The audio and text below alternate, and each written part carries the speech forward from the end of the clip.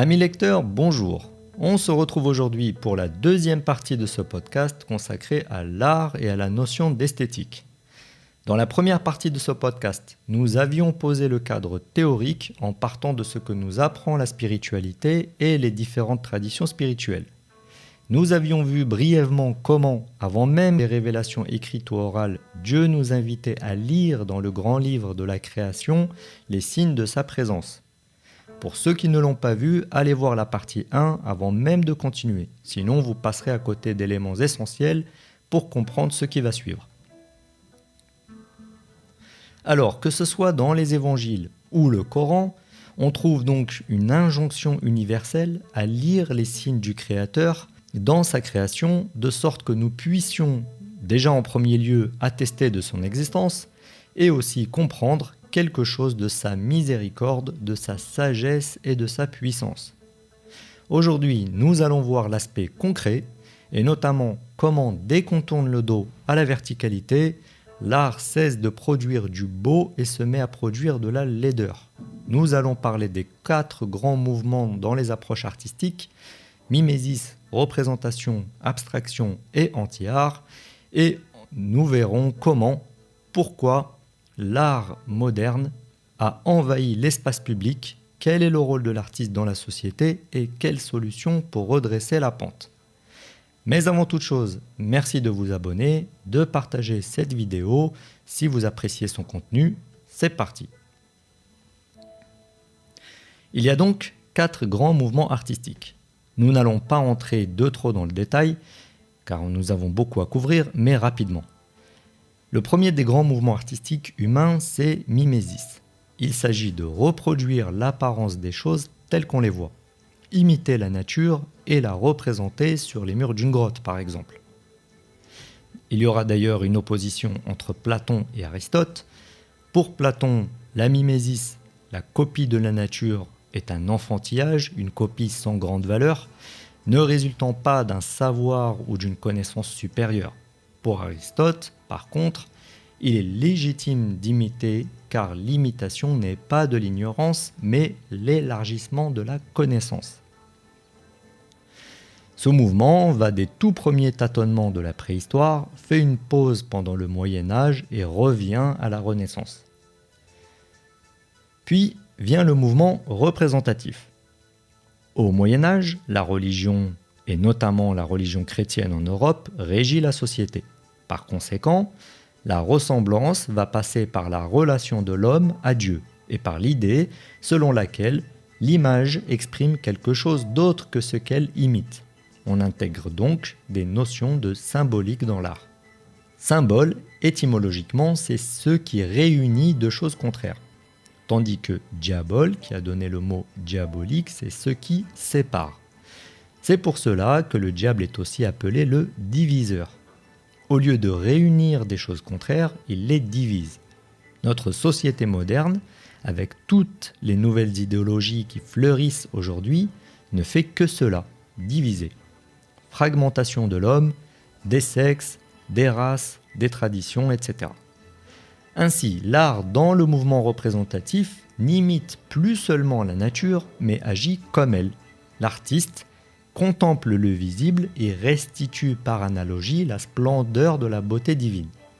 Donc au Moyen-Âge, à partir de la vision externe, l'art exprime la vision interne. Le visible exprime l'invisible. Encore une fois, je vous renvoie à la première partie de ce podcast pour comprendre ce point-là précisément. Puis vient le mouvement abstrait. Le philosophe Hegel va avoir une influence déterminante sur les artistes, qui vont s'orienter de plus en plus vers l'abandon de l'image figurative et faire reposer leur œuvre plus sur l'émanation de l'esprit. Que ce soit à travers l'abstraction lyrique, géométrique, le tachisme, le futurisme, l'expressionnisme, etc., les artistes se détachent de plus en plus des formes visibles de ce qui nous entoure et se mettent à suggérer des émotions, des idées abstraites. Enfin, cette dynamique abstraite va continuer et poussée à l'extrême, ce mouvement va donner un mouvement qu'on appelle art moderne ou anti-art. Dans l'anti-art, les objets hétéroclites sont détachés de toute relation à la vérité, à l'esthétique, ne sont même plus liés à un concept abstrait. Il ne reste plus que la description subjective donnée par l'artiste à ces objets. Donc on a vu que ce soit l'art grec antique, les icônes de l'art gothique ou les motifs géométriques dans la tradition musulmane, en passant par les fresques de la Renaissance, de Botticelli, de Da Vinci, de Michelangelo, etc., les différents mouvements artistiques étaient tous connectés à la transcendance ou s'attachaient à une certaine verticalité ou reflétaient la grandeur d'une civilisation, une idée abstraite, une émotion. L'anti-art, lui, tourne le dos à tout cela. La véritable rupture s'est faite à partir du XIXe siècle avec l'industrialisation qui s'est produite en Europe. La mécanisation et l'économie de marché déconnectées du réel, ce qui correspond aussi à la dernière phase du dernier cycle humain caractérisé par l'antitradition, donnant naissance à l'anti-art. Je vous renvoie d'ailleurs vers les travaux de Imran Hussein qui analyse cette période en la corrélant à la société du Dajjal, l'antéchrist dans la tradition chrétienne.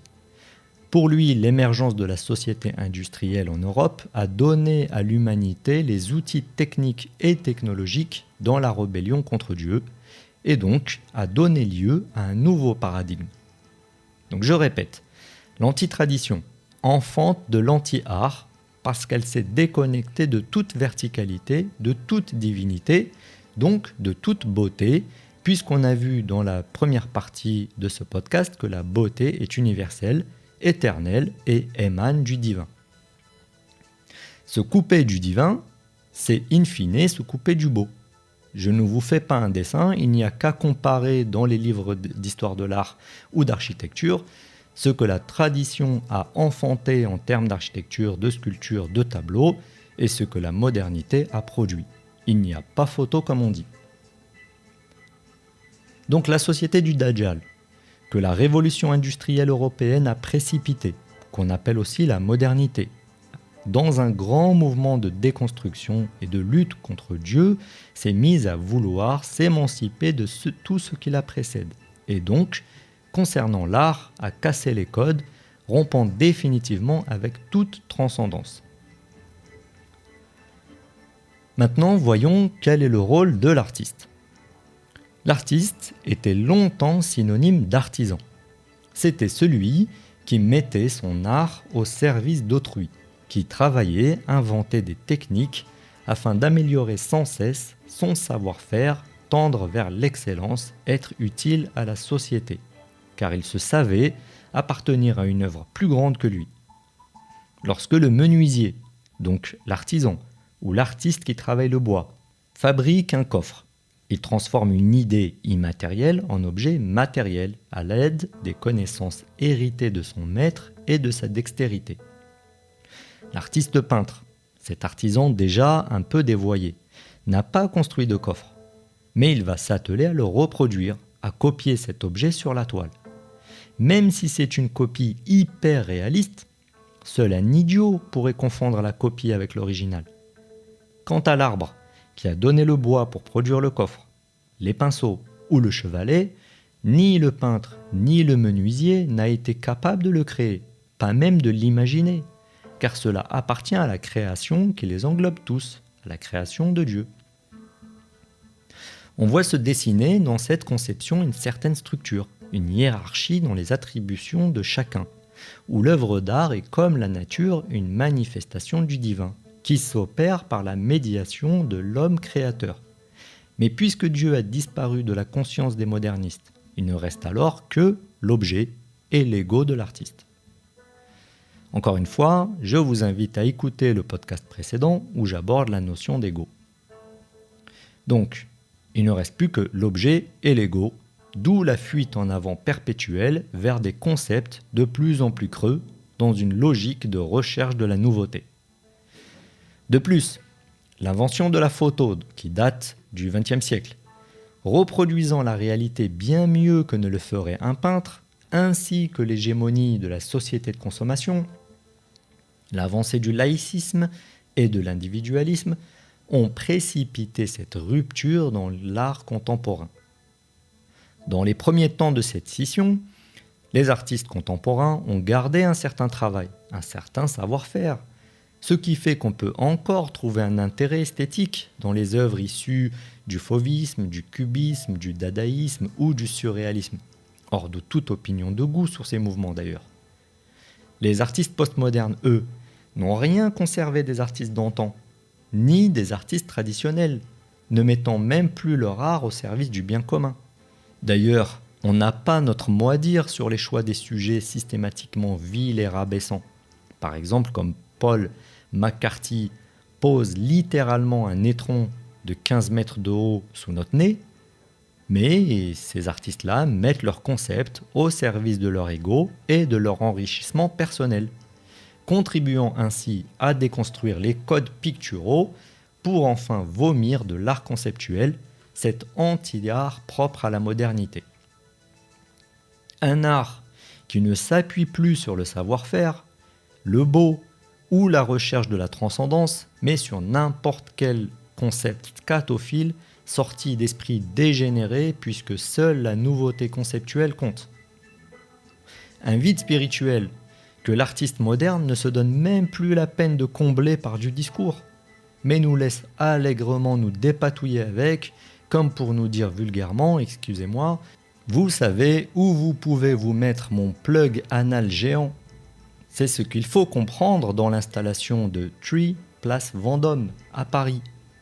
Un viol de l'esthétique traditionnelle par une modernité décadente. Pourquoi un tel affront n'est pas puni de réclusion criminelle à perpétuité, c'est ce que nous allons voir. En rejetant le beau, l'artiste moderne produit de la laideur et s'offusque qu'on le lui fasse savoir. Il voudrait même obliger le petit peuple, qui a gardé instinctivement un sens de l'esthétique, à considérer ce vide abyssal comme étant de l'art, le traitant d'inculte ou d'étroitesse d'esprit, alors que c'est ce même petit peuple besogneux qui finance via l'argent public la déconstruction de ce qu'il peine lui-même à construire. Nous noterons, cela dit en passant, que c'est de l'argent créé ex nihilo qui finance cet art du vide. La boucle est bouclée. Alors cela semble bizarre pour des artistes embourgeoisés, grassement subventionnés, dans une stratégie de soft power, visant à lutter contre tout ce qui se dresse devant le rouleau compresseur de la modernité, mais pour parler d'art, encore faudrait-il qu'il y ait une œuvre, et donc du travail. Or, en cherchant le concept au lieu de la transcendance, l'artiste moderne est tombé de facto dans l'anti-art, faisant de l'artiste moderne au mieux un animateur de la société de consommation, au pire un étendard de l'idéologie dominante que l'on appelle le globalisme ou plus communément la modernité. Pour rappel, la CIA a largement contribué à diffuser l'art contemporain en Europe.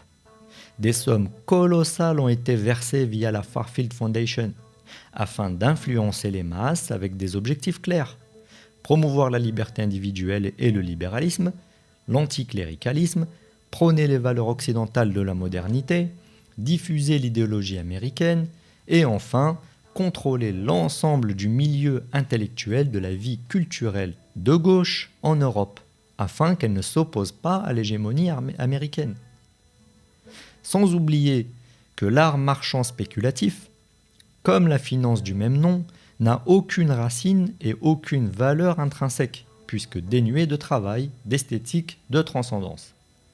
Sa valeur est créée artificiellement par les tenants de ce marché de dupes, alimentant des œuvres en série dans une logique d'industrialisation de la production artistique, faisant de Jeff Koons, pour ne citer que lui, ancien trader dans la finance internationale, un produit marketing aussi virtuel que sa finance et aussi vide que ses baudruches. Notons par ailleurs que la Joconde est un exemplaire unique, fruit du savoir-faire d'un génie inégalable, tandis que les productions modernes sont reproductibles sans effort dans une logique de reine de la quantité, pour reprendre Guénon. Il en va de même pour les artistes modernes, interchangeables et aussi nombreux que les taches sur un tableau de Jackson Pollock. Si des milliardaires s'intéressent à cet art-là, ce n'est pas pour le plaisir de voir le peinturier Félix Varini défigurer leur château en pierre de taille, mais bien pour se soustraire à l'impôt, créer de la spéculation, monter artificiellement la cote des artistes qu'ils ont eux-mêmes promus dans une logique de vase clos, et surtout, dans le cas de la France, bénéficier du 1% artistique, loi abjecte qui fait gonfler les prix de ces attentats artistiques, ne serait-ce que pour remplir les quotas. L'artiste traditionnel, en bon disciple, au service d'un maître, commençait souvent au bas de l'échelle, en nettoyant l'atelier ou en préparant les pigments, suivant des rites initiatiques, montait graduellement les échelons avant de prétendre lui aussi devenir un maître. Cela présupposait du travail, de la rigueur, des connaissances techniques, esthétiques, chimiques, symboliques. L'artiste traditionnel, en bon artisan, maîtrisant tous les aspects de son travail, effectuait un ouvrage qui était une véritable adoration quotidienne, une ibada. Il tentait de se dépasser et à travers son œuvre, résonner dans l'éternité. L'inversion des valeurs propres à la modernité a mis l'apprenti, tout juste bon à nettoyer l'atelier, au sommet des fiacs. Pire, il se permet même de dénaturer des châteaux millénaires et des places architecturales que des milliers d'artisans bien plus talentueux que lui ont façonné de leurs mains. L'artiste moderne, ayant refusé le travail, rejeté le noble et le sacré, son art ne demande par conséquent plus aucune habileté particulière, ni aucune connaissance spécifique. Pas étonnant donc que n'importe quel primate, un éléphant avec un pinceau ou qu'un enfant de 5 ans soit capable de faire mieux.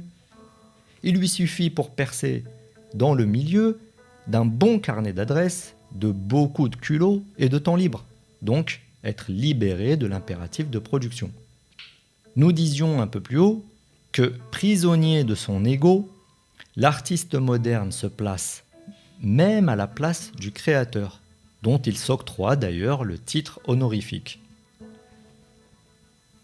Alors, disparition de l'œuvre, du spectateur et même de l'artiste au sens noble du terme, se contentant pour les plus téméraires de traiter de thèmes lisses sans aucune charge révolutionnaire, l'art qui se voulait le reflet d'une civilisation grandiose, une critique de l'ordre établi ou témoin d'une création qui le dépassait, reflète aujourd'hui une époque sans grandeur, sans ordre et sans spiritualité. L'artiste moderne étant maintenant le dieu égocentrique de sa médiocre création, il ne cherche même plus dans son esprit torturé à lui donner du sens, mais se contente d'ériger du grand n'importe quoi en art au gré de ses caprices. Vacuité du sens, vide spirituel, blasphème financé par les deniers publics, mépris de l'autre, l'art moderne comme une gargouille face à un miroir ne pouvant que renvoyer son reflet grimaçant, incarne à travers son esthétique ce que la modernité est réellement. L'autoportrait d'un âge malade, hideux, désespérément vide car dénué de verticalité. Comme une fenêtre ouverte sur l'enfer, elle nous laisse entrevoir le visage défiguré des démons qui s'y trouvent. L'art moderne est, pour le dire simplement, l'expression visuelle, auditive et olfactive de la modernité, sa laideur manifestée dans notre réalité, parce qu'elle est l'expression artistique de l'aboutissement historique d'un mouvement descendant et dégénéré qui arrive bientôt à sa fin.